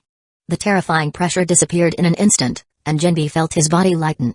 He wiped the sweat from his forehead and let out a long sigh of relief, then respectfully said, I wanted to ask about your attitude toward the fishman race and the mermaid race. Huh? Hyuga raised an eyebrow. Why ask that? After a moment of thought, he replied, the mermaid race is fine. But as for fishmen, they seem to have a serious problem with humans. You should be aware of that. That is true. Jinbi admitted. But it's because more and more humans have been raiding and enslaving our people. That's created deep resentment among many fishmen. Still, there are many of us who wish to live in peace with humans. Then you should go ask Roger why this so-called Great Pirate Era began. And isn't Fishman Island currently under Whitebeard's protection? Why are you asking the Navy's opinion? Jinbi lowered his head, ashamed. Fishman Island was under Whitebeard's protection because King Neptune had a strong bond with him. Whitebeard was reliable, yes. But he was still a pirate. What the fishman and mermaid races truly needed was recognition from a legitimate world authority. That had always been Queen Itohime's dream. Even at the cost of her life. She had wished for her people to one day live on land, side by side with humans. If the residents of Fishman Island could really put aside their prejudice, how beautiful would that future be? And now, having seen Chaiga's power and potential with his own eyes, Jinbe knew. This man was destined to lead the Navy in the future. His opinion of Fishman Island mattered more than anyone's. With this thought in mind, Jinbe took a breath and said carefully, I admit Fishman Island is weak, and we've had to rely on outside protection. But please believe that many of our people sincerely want to gain the world government's recognition. And to live peacefully with humans. Chaiga nodded. I understand. I've got a general idea of what things are like over there. I'll personally visit Fishman Island in the future. As long as it's under Navy jurisdiction, I'll treat everyone equally. But if I come across any scum, don't expect me to go easy on them. Jinbe's eyes widened in joy. Though Chaiga hadn't exactly promised anything, the fact that he'd personally visit was already a huge victory. Jinbe had heard of Chaiga's exploits. He didn't tolerate evil, and those who crossed the line were completely eliminated. But unlike Akainu, Chaiga had his own sense of morality. He did everything he could to avoid hurting innocent civilians. He was an earthling once, don't blame him. Most of Fishman Island's residents were good, honest people. If Chaiga saw it for himself, he'd understand. And his very presence would deter the criminals who preyed on the weak there. Jinbe also understood what Chaiga meant by detestable people. Not just pirates, but extremist fishmen like Arlong. But compared to the dream of peace, those individuals didn't matter anymore. Even if Chaiga wiped them all out, Jinbe wouldn't object. If Queen Itohime's dream could truly be realized, then all of it would be worth it. Without thinking, Jinbe rose from his seat and gave a deep bow. I am truly grateful, Vice Admiral Kirin. Chapter 109, A Crush. Chaiga looked at Jinbe, who was full of gratitude, and sighed inwardly. This must be the power that comes with strength and status. Those in high positions often only need to say a few words to change the lives of many. He planned to visit Fishman Island himself eventually, but that would have to wait until he became an admiral. The ancient weapons, so highly regarded in the world of One Piece, were still worth seeing in person. If his trip to Fishman Island left him with a good impression, then doing them a favor wouldn't be out of the question. Letting fishmen and mermaids live on land. Was that really such a big deal? For something that trivial, there was no need to call Sea Kings to pull the island. Chaiga alone could do it. With his current abilities, making Fishman Island flow to the surface, or even connecting it to land, would be a simple task. At that point, the only issue left would be resolving the grievances between the island's residents and humans. As for the slave trade, once he destroyed Mary Ijo's, those grievances would become solvable with a few strict bans. He waved his hand, gesturing for Jinbe to sit. The blue-skinned fishman was an honest, decent man. Worthy of his title. Knight of the Sea. There was no reason to make things hard for him. Jinbe expressed his gratitude once more, then returned to his seat. He sat attentively, like a student eager to learn. Seeing this, Doflamingo and the others, who had planned to leave, sat back down. This Kirin isn't so unreasonable after all. If we stick around, maybe we can smooth things over with him a bit. Then maybe our monthly quotas will be relaxed. Kuma didn't think that deeply. He simply felt he was seeing another side of Chaiga. As a high-ranking revolutionary, he was interested in learning more about this young Marine officer.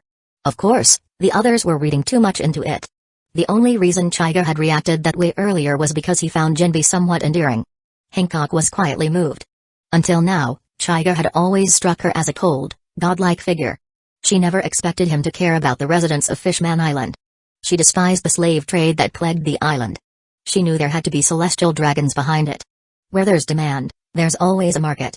Rare mermaids and fishmen were exactly the kind of slaves those scum preferred. Given the involvement of the celestial dragons, she understood better than anyone how hard it would be to interfere with that trade. But this man had actually spoken out in front of so many people. It seemed he truly had no regard for the celestial dragons. And that the things he told her before were genuine. As she thought this, Chaiga's image in her eyes began to shift. His figure seemed to glow like a small sun. Hancock's gaze softened, admiration blooming in her eyes. A blush crept across her cheeks. Chaiga had no idea Hancock was lost in her own thoughts. Seeing her expression change, he asked, Hancock, is something wrong? Being addressed by Chaiga, Hancock's blush deepened. She stammered, barely forming words. In truth, she was thinking, he said my name. And so gently. Well, Hancock's internal narrative was almost complete. In the world of One Piece, Hancock was both the easiest And hardest woman to win over. Opposing the celestial dragons might sound simple, but in reality, very few in the world dared to do so. Aside from Luffy and a handful of others, how many truly had the guts? Among those who dared, most were too old, unattractive, or not interested in women at all. There's an old saying, if you're saved by a handsome man, you'll repay him with your life. If saved by an ugly one, you'd repay him in your next life. Chaiga's progress with Hancock far outpaced Luffy's in the original. First, he earned her admiration through strength. Then he revealed his stance on the celestial dragons. Usually, to change an enemy's heart, one must first defeat them. Without strength, there's no stage for persuasion. Chaiga waited for a response but got none. With a sigh, he turned away from the strangely flustered Hancock, preparing to leave with Califa and Ain. But someone wasn't going to let him walk out just yet. Mihawk, who had remained silent until now, finally spoke once the room had quieted. Vice Admiral Kirin. I've heard that you defeated Golden Lion Shiki using your swordsmanship. Would you allow me the honor of witnessing it firsthand? The other warlords were stunned. Was Mihawk, the world's greatest swordsman, about to challenge Kirin? This is going to be good. Califa didn't react outwardly, but inwardly she nodded. She had guessed right. Mihawk wanted to challenge her boss. Chaiga didn't feel particularly excited. If anything, he felt helpless. Seriously? Were these people not afraid of him at all? Was this meeting ever going to end? He didn't actually want to fight Mihawk today. The challenge wasn't even personal. Mihawk likely just wanted to test his skills against someone he viewed as a fellow swordsman. But Chaiga knew better. While he could wield a blade, he wasn't at the level of a true swordsman. Did he really have to summon Susanoo and draw a 100-meter sword just to have a so-called sword fight? Before he could answer, Hancock spoke up furiously. Mihawk, that's incredibly rude. Her outburst shocked everyone in the room. What was this? Was the pirate empress defending a marine? Even Chaiga looked at her with a raised eyebrow. He knew Hancock admired those who opposed the celestial dragons, but he wasn't deluded enough to think she'd fallen for him already. He wasn't Luffy, after all. Hancock quickly turned her eyes away, embarrassed.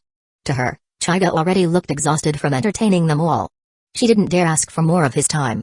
But for Mihawk to challenge him now? Completely tactless. Mihawk ignored her. His eyes never left Chaiga. Seeing this, Hancock became enraged. She leapt into the air and kicked toward Mihawk. Mihawk frowned and reached for his black blade, Yoru. Only to suddenly stop. Splat. Hancock's ankle, midair, was gently caught by Chaiga. This time, he tugged slightly and caught her in a princess carry as he descended back to the ground. With a tired expression, Chaiga looked at Hancock in his arms and said, "He is here for me. Why are you getting so worked up?" Hancock, still held in his arms, stared at his face, eyes wide. Her voice trembled as she began to speak. "Key." But she didn't finish. Her face flushed redder than ever, and she suddenly went limp, fainting in his arms. "She's acting like Hinata, so cute," Chaiga froze. When he finally registered what happened, he began to shake her gently. "Hey, Hancock? What's wrong with you?" Chapter 110, A Challenge from Mihawk. It took a while for Hancock to slowly wake up after Chaiga called out to her. When she realized she was still in Chaiga's arms, she immediately pursed her lips and remained silent. Seeing that Hancock was awake but still looked a bit weak, Chaiga called for Ain and Califa to help her. Since Hancock was already 1.9 meters tall, the two women looked quite petite next to her. Hancock suddenly rose from Chaiga's arms, gave a slight curtsy, and said softly, "Thank you for your kindness, Vice Admiral Kirin. This concubine is fine now." Chaiga examined her briefly, confirming she was truly okay, then turned away, not dwelling on her any further. When he turned around, Chaiga noticed everyone was staring at him and Hancock with strange expressions. Rolling his eyes, Chaiga activated his Rinnegan and gave a sharp glare, causing the surrounding crowd to instantly fall silent. Given how things had unfolded, and knowing Hancock's personality, Chaiga understood she had fully awakened her infatuation. Well, he supposed it wasn't a bad thing. For someone with such strength and beauty to be so loyal once smitten. It had its benefits. Hancock was, after all, a textbook love-struck fool once her heart was captured. With her situation handled, Chaiga turned his attention to Mihawk. Mihawk, who had previously been eager for a fight, now hesitated. "Did I interrupt something?" he asked. "Would you rather continue that instead?" As soon as he said that, Hancock's face behind him flushed crimson. She stole a glance at Chaiga, then quickly looked down, saying nothing. Chaiga sighed and looked at Mihawk with mild exasperation. Who would have thought Mihawk could understand this kind of thing? Wasn't his one true love supposed to be his black blade, Yoru, and that tiny pendant version he always wore? "There's no interruption," You wanted a fight, right? Then let's go to the open field in front of Manaford. He referred to the plaza used during the Summit War. From a bird's eye view, Manaford resembled a plump crescent moon. The missing central section was filled with seawater, forming an inner bay. The perfect battleground. Once the location was decided, Hyuga led the way out, followed by the other warlords of the sea. It turned out waiting a bit longer had been worth it. A battle between Mihawk and Vice Admiral Kirin was a once-in-a-lifetime event. Everyone present knew they were about to witness history. Onigamo and Corazon didn't follow. Instead, they exchanged glances and hurried off to find Fleet Admiral Sengoku. Mihawk challenging Vice Admiral Kirin. This wasn't something they could ignore. Meanwhile, Sengoku was enjoying a rare moment of peace in his office, sipping tea leisurely. Ever since Hyuga arrived, Sengoku had entrusted more and more responsibilities to him, allowing himself to enjoy the kind of downtime that most men his age could only dream about. Compared to other worlds, the marine hierarchy in the One Piece world wasn't as plagued by internal backstabbing. Even when Akainu contended for the fleet admiral seat, he fought Aokiji openly. No shady schemes. And after the Summit War, Sengoku never clung to power. If someone more capable came along, he'd step aside without hesitation. With Hyuga's rise and growing power, Sengoku had gradually begun to delegate authority to him. Now that he had help, he could finally indulge in the simple pleasures of life. Like drinking fine tea and imagining a peaceful retirement. The tea in his cup had cooled slightly, so he simply picked it up and drained it in one go. But before he could finish swallowing, the office door burst open. Onigamo and Corazon rushed in, visibly flustered. Fleet Admiral Sengoku. Mihawk and Vice Admiral Kirin are about to fight. PFFT. Fleet Admiral Sengoku? Caught mid-sip, Sengoku spat tea everywhere, face turning purple as he choked. Glaring at the two intruders, he growled, "What did you just say? Why are those two fighting?" Mihawk heard that Vice Admiral Kirin defeated Shiki in swordsmanship and challenged him. Sengoku froze. That did sound like something Mihawk would do. And that was the problem. Mihawk was a unique case among the 7 warlords of the seas. Solitary, independent, and nearly impossible to control. Unlike the others, Mihawk had no territory, no crew. Nothing to lose. He was a wild card. Not only that, but he was also one of the rare few capable of forging a true black blade. A real black blade wasn't just armament hockey layered over steel. According to Jukamaru's explanation in Wano, it required infusing the sword with one's entire essence. Power, hockey, aura. Through years of battle until it became permanently blackened. Mihawk's strength was such that he could even go toe-to-toe with red-haired Shanks. He was the face of the warlords, no doubt. And Hyuga. Well, there was no need to question his strength. Sengoku was certain, Hyuga was admiral level, if not beyond. If those two actually clashed at headquarters, how much destruction would it cause? Who was going to foot the repair bill? Face turning pale, Sengoku looked at the two officers. Vice Admiral Kirin agreed to the duel? Yes. Where are they fighting? He said they'd head to the open field in front of the headquarters. Nani? That's barely any distance from here. Exactly. They're going to level the place. You two. Stop them. Now. Yes, wait, what? Onigamo and Corazon looked at each other, baffled. Did he just say they should stop those two? Was Sengoku losing his mind? How was sending them in any different from feeding them to lions? Was this Sengoku's roundabout way of laying them off? Sengoku immediately realized the absurdity of what he'd said. This wasn't something subordinates could handle. He needed to intervene personally. Just then, Corazon weakly added, "Fleet Admiral Sengoku. Didn't you say you could always trust Vice Admiral Hyuga?" Sengoku froze mid-step. Ah, that was true. He'd said that during the Op-Op fruit incident. He hadn't expected Corazon to remember. And to throw his own words back at him. What a dependable little guy. Sengoku gave him a proud look. Then Onigamo chimed in. "Fleet Admiral Sengoku. Are you still going to stop them?" That snapped Sengoku back to reality. Right. He was running out of time. If he didn't act now, the headquarters would be rubble. This wasn't about trust anymore. This was about saving his own office. Without another word, Sengoku glared at Corazon, ignored the door entirely, and leapt straight out the window. His figure vanished into the sky. Corazon and Onigamo stood there, stunned. After a long pause, Corazon whispered, as expected of Fleet Admiral Sengoku.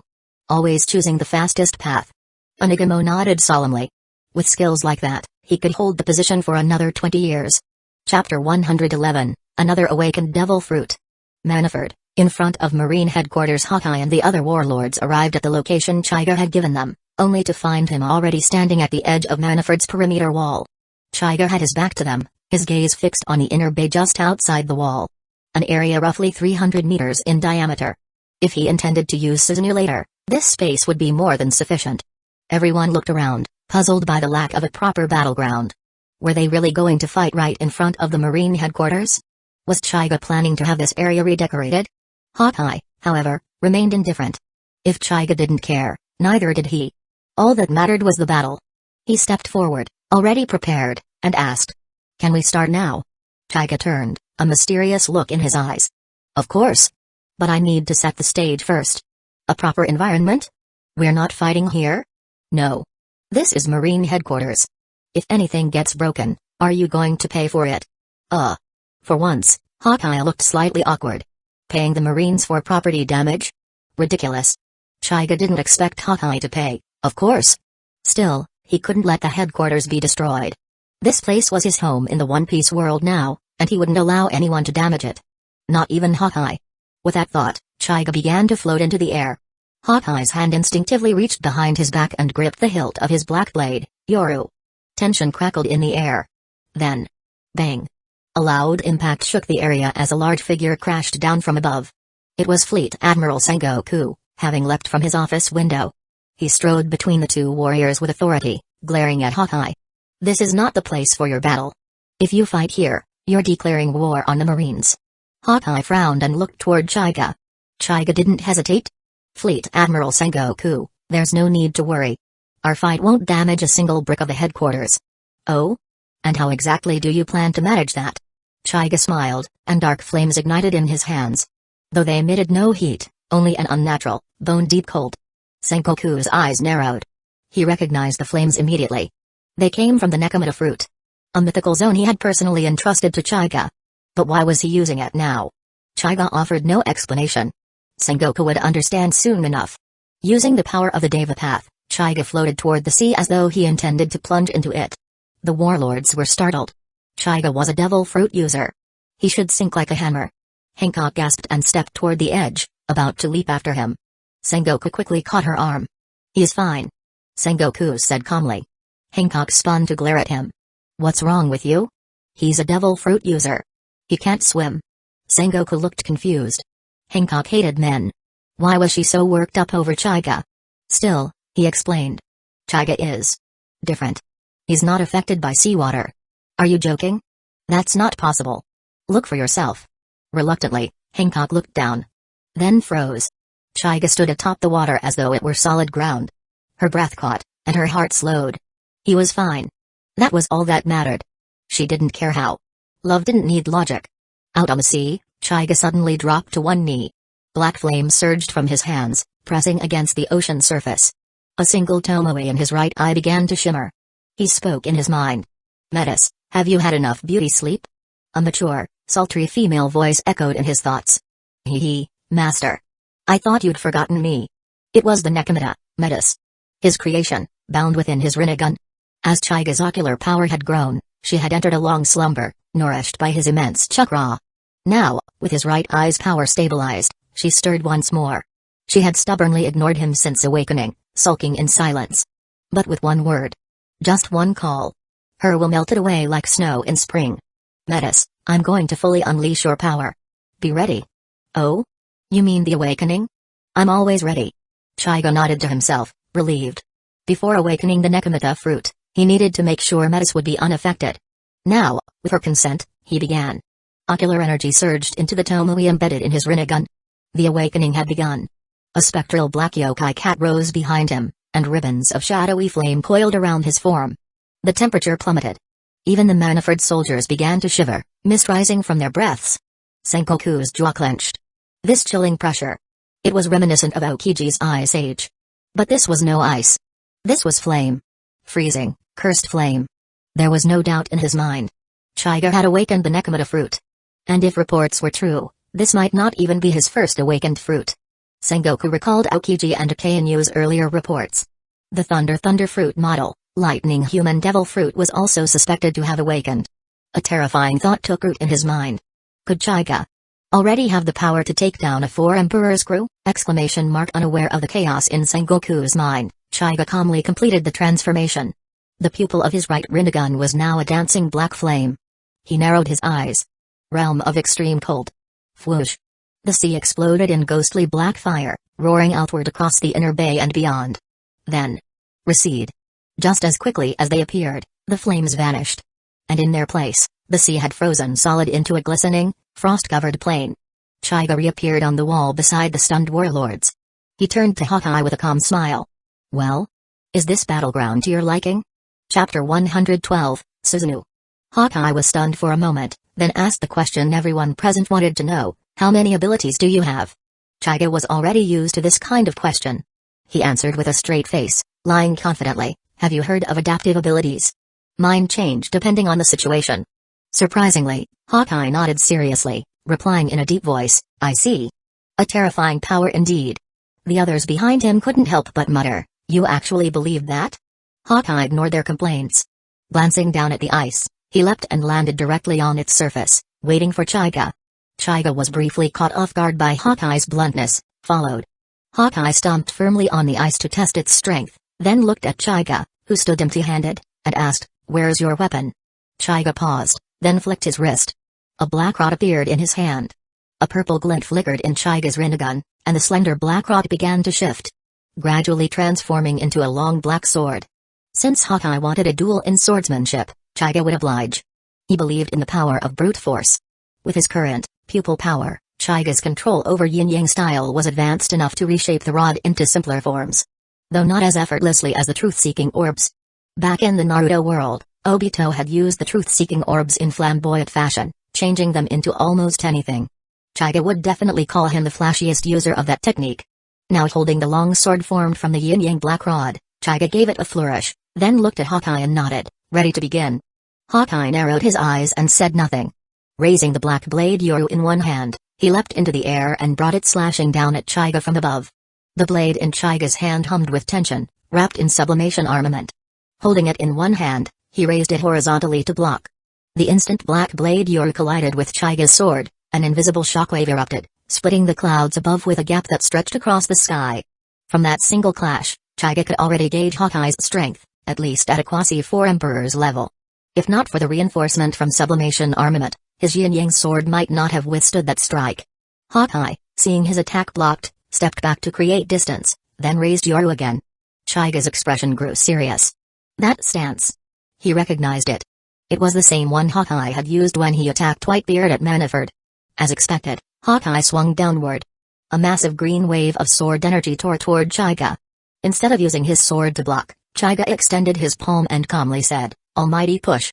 Buzz. A ripple of invisible repulsive force burst from Hyuga's palm, meeting the incoming sword wave head-on. After a brief clash of power, the green sword energy shattered into scattered fragments of light. The almighty push continued forward with residual force, bearing down on Hawkeye. In response, Hawkeye swung his sword again, launching another wave that finally dispersed the repulsive energy. Watching Hyuga closely, Hawkeye thought to himself, another new ability. And a powerful one. But why isn't he using swordsmanship?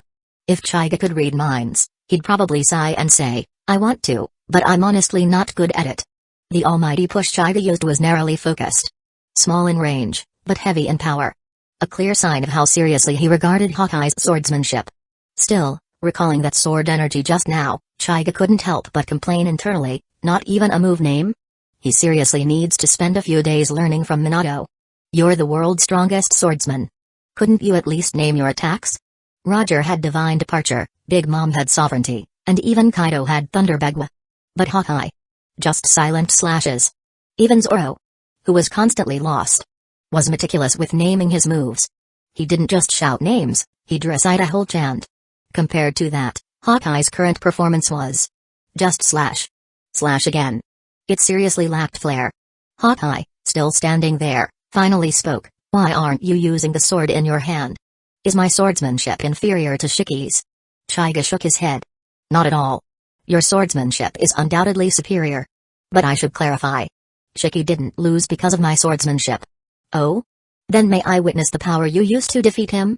Seeing Hawkeye's intense gaze, Hyuga sighed inwardly. It seemed he'd have to bring out that sword today. A massive, 300-meter-tall perfect Susanoo materialized out of thin air.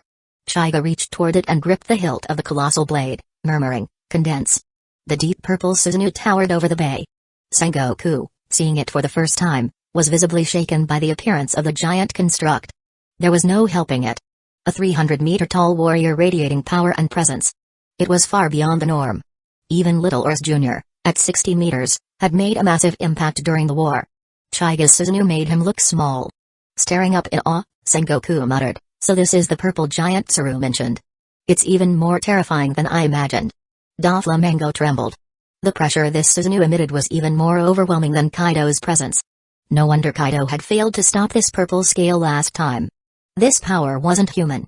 He wasn't even from the D lineage, yet possessed power close to that of a god. Who was this man? As for Hancock, her eyes had already turned into hearts. She was fully entranced. Facing the Susanoo head-on, even Hawkeye was shaken. But his gaze didn't waver. It landed on the 100-meter sword at Susanoo's waist. He murmured, "So this is that kind of swordsmanship?"